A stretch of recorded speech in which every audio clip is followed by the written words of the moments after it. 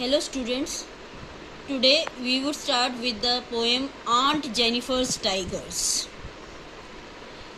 The poet expresses the inner feelings of a woman, Aunt Jennifer. The aunt is embroidering a motif comprising of energetic, fearless tigers moving freely around the bright greenery.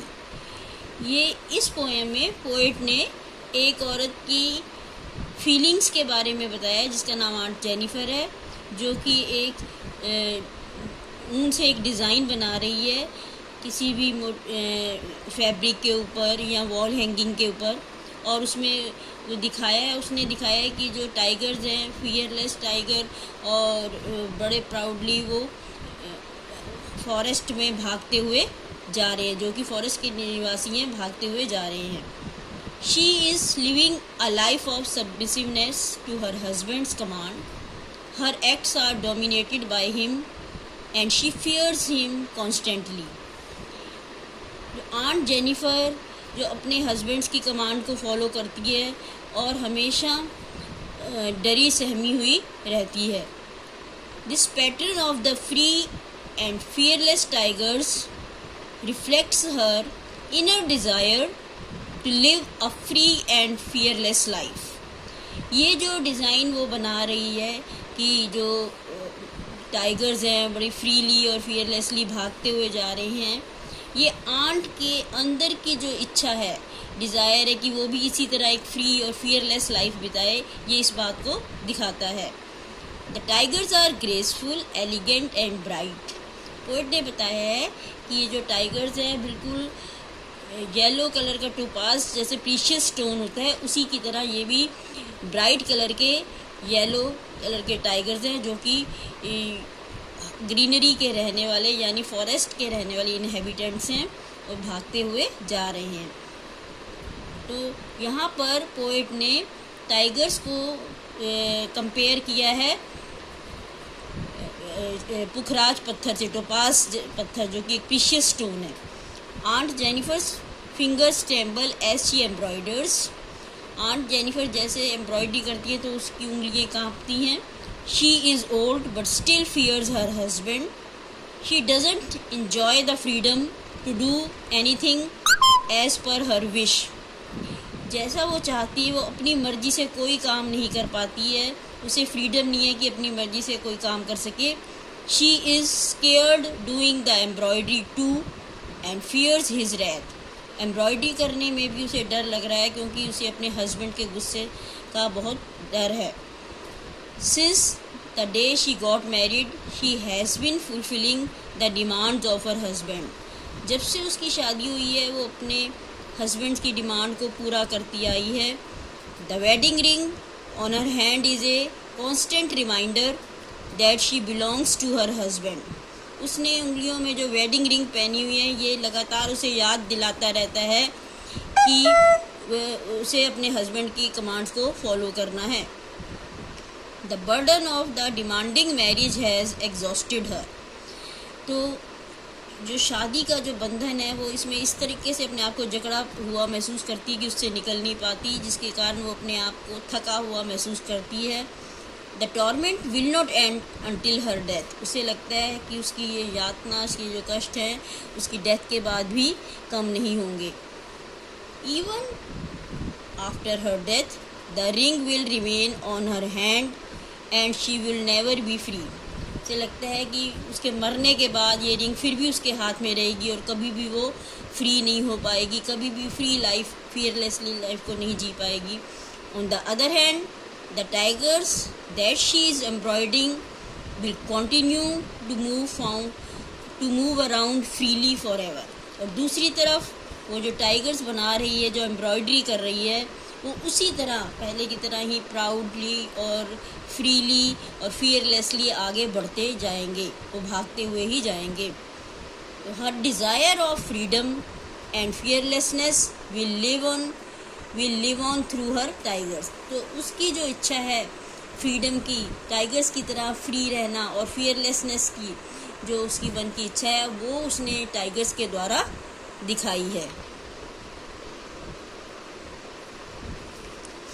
अब ये इसके मैं आपको stanza wise थोड़ा समझा रही हूँ.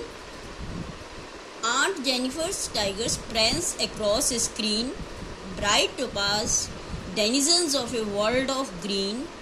They do not fear the men beneath the tree. They pace in sleek chivalric certainty.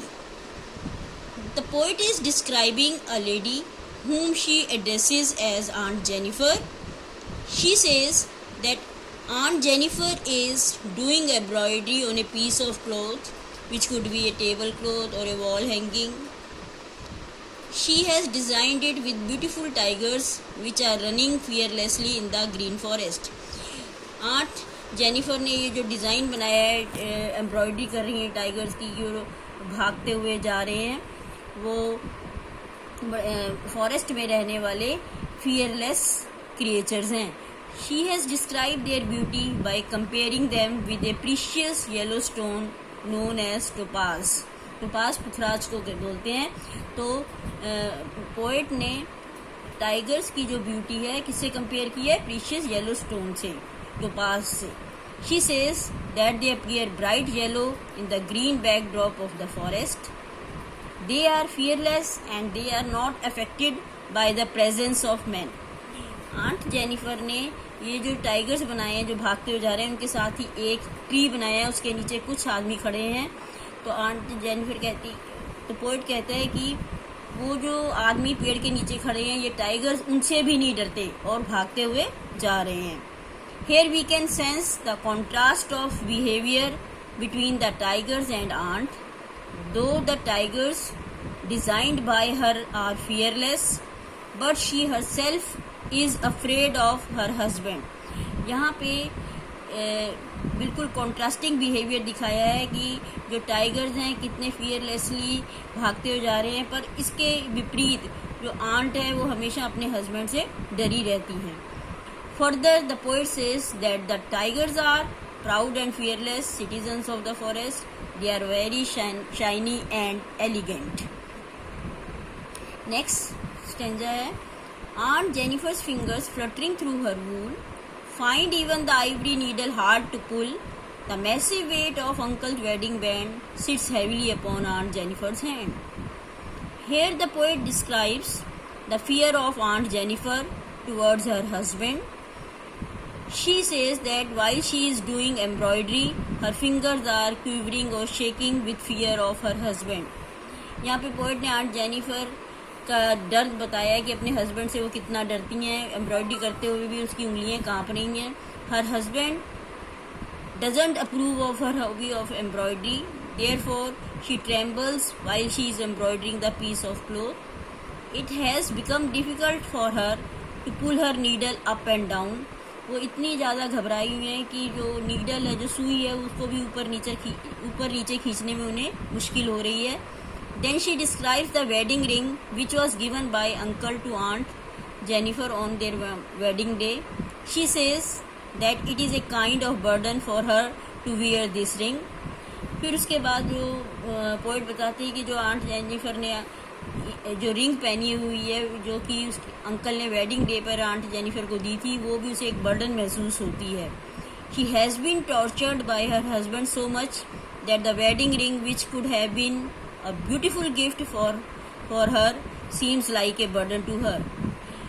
तो वो इतना ज़्यादा डरी हुई है और इतने बर्डन में फैमिली की रिस्पॉन्सिबिलिटी सहन करते करते इतनी परेशान हो गई है कि वेडिंग रिंग जो कि एक ब्यूटीफुल गिफ्ट थी वो उसे एक बर्डन लगती है.